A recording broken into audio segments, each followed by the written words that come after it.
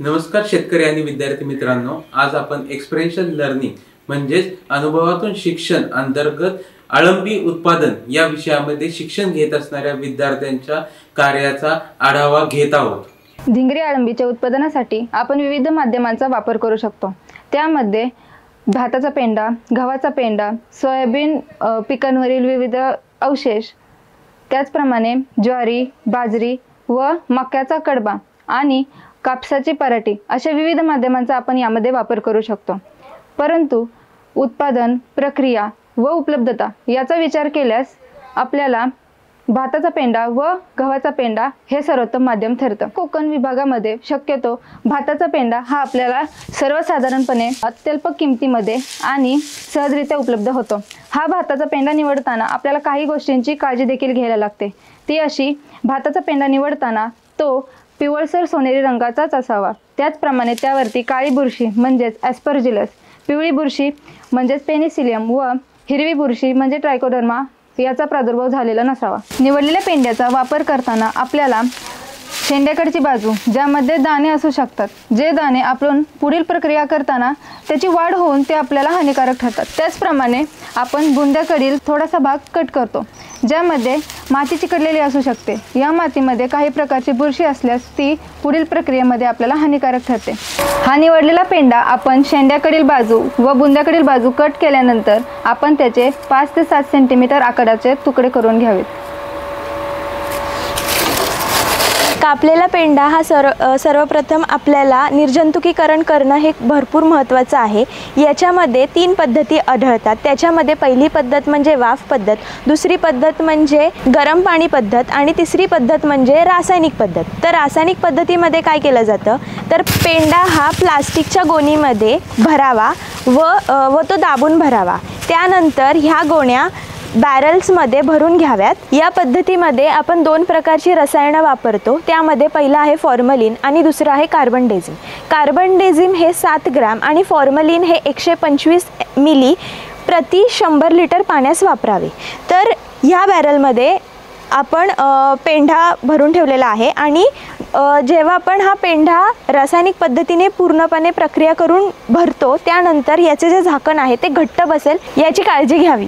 सर्वप्रथम पेंडा सुकवण्याची जागा फॉर्मलिन किंवा बुरशीनाशक फवारून निर्जंतुक करावी। हा भिजवलेला पेंडा अशा प्रकारे पातळ तळ देऊन सुकत घालावा। हा सुकतलेला पेंडा थोड्या वेळाने आलटून पालटून घ्यावा। त्यानंतर पेंडा हाताच्या मुठीने दाबून पावा।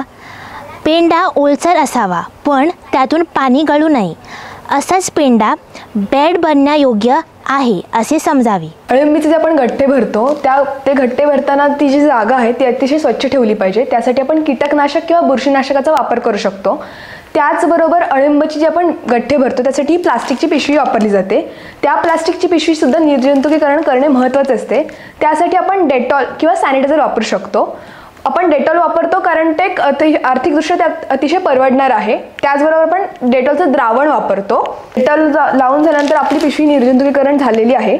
आता त्या पिशवीचे गठ्ठे भरताना गठ्ठे गोल यावे त्यासाठी आपण निर्या पाडतो। निर्यांना अशा प्रकारे रबर लावायचा आणि नंतर ही बॅग जी आहे अशा प्रकारे उलटी करून घ्यायची, जेणेकरून आता आपण जो बेड भरू अळंबीचा तो गोल येईल। हिच्यामध्ये आपण आता हा पेंडा भरायला सुरुवात करूया। पण ह्याच्यामध्ये पेंडा भरण्याच्या 3 पद्धती आहेत। एक थरावर थर पद्धत जी आता आपण इथे बघणार आहोत, आणि दुसरी आहे ती एकत्रित मिश्रण पद्धत, तिसरी सरफेस म्हणजे पृष्ठभागावर आपण बियाणे पसरवून घेतो त्यातली थरावर थर पद्धत ही खूप फायदेशीर आहे। पहिला एक थर लावून घेऊया। आपण हा स्पॉन पिशवीच्या कडेने टाकायचा असतो। थोडा स्पॉन हा मध्यभागी टाकायचा। त्याच्यानंतर पुन्हा एकदा पेंड्याचा थर लावून घ्यायचा। बेडवरती दिनांक टाकून घ्यावी आणि आपण कोणती स्पेशीजचं बियाणं वापरत आहे ते देखील टाकून घ्यावं। तयार झालेले गठ्ठे आपण अंधाऱ्या खोलीमध्ये ठेवून घेतो। यासाठी आपल्याला 25 ते 27 डिग्री सेल्सिअस असे तापमान आवश्यक असते। ही खोली बुरशीच्या वाढीसाठी पोषक वातावरण निर्माण करते। साधारण 17 ते 25 दिवसाच्या कालावधीत या बेडवरती बुरशीची वाढ झालेली आपल्याला दिसून येते। या खोलीमध्ये हवा खेळती राहणे अतिशय आवश्यक असते, जेणेकरून आतला कार्बन डायऑक्साईड बाहेर तर बाहेरचा ऑक्सिजन आतमध्ये जाईल।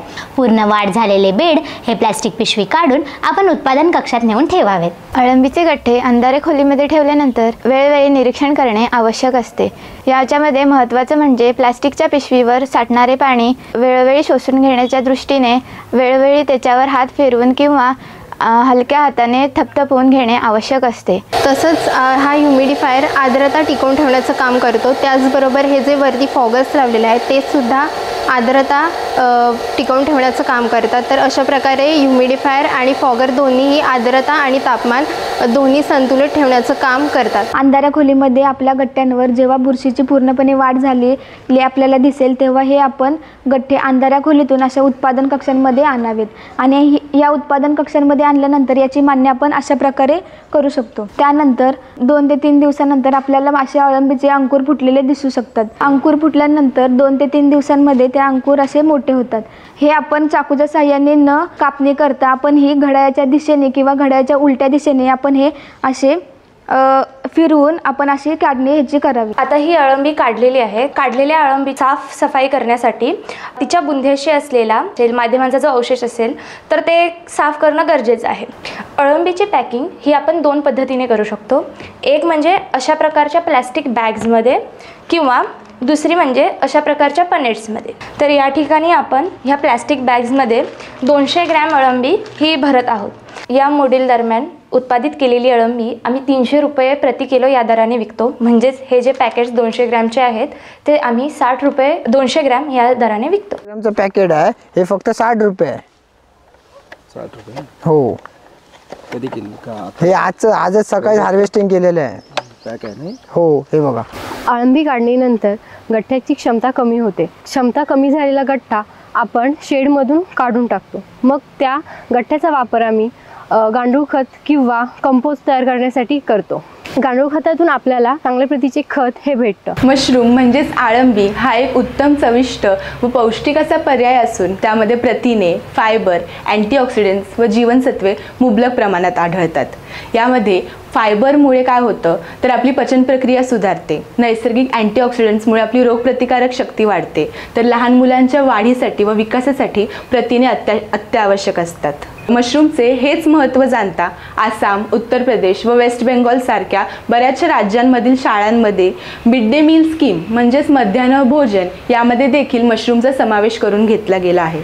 आपण देखील आपल्या आहारामध्ये मशरूमच्या सोप्या रेसिपीज जसं मशरूम सँडविच, मशरूमचे पराठे, मशरूमचे कटलेट्स किंवा मशरूमचा पुलाव किंवा अगदी सोप्यातली सोपी मशरूमची भाजी यासारख्या कमी वेळात बनणाऱ्या व छान लागणाऱ्या रेसिपीज बनवू शकता. त्या तुमच्या घरी लहान मुलांपासून मोठ्यांपर्यंत सगळ्यांना आवडतील.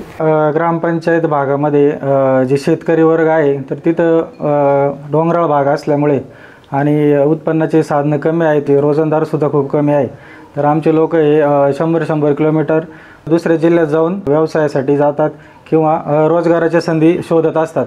तर त्यांच्यासाठी आम्हाला रोजगार स्वतःचा आणि स्वतःच्या घरीच उपलब्ध करून देण्यासाठी हे जे अळंबी उत्पादन आहे ते आम्हाला खूप चांगलं एक व्यवसायाचं माध्यम ठरणार आहे. आणि त्याबद्दल मी आमच्या ग्रामपंचायत मानेरे, तालुका अकोले, जिल्हा अहिल्यानगरच्या वतीने त्यांचं खूप खूप अभिनंदन करतो आणि त्यांनी अशाच पद्धतीने कार्य करत राहावं. आपल्याला हा व्हिडिओ आवडल्यास या व्हिडिओला लाईक, शेअर आणि डॉक्टर बाळासाहेब सावंत कोकण कृषी विद्यापीठाच्या यूट्यूब चॅनलला सबस्क्राईब करा. फेसबुकवर फॉलो करा.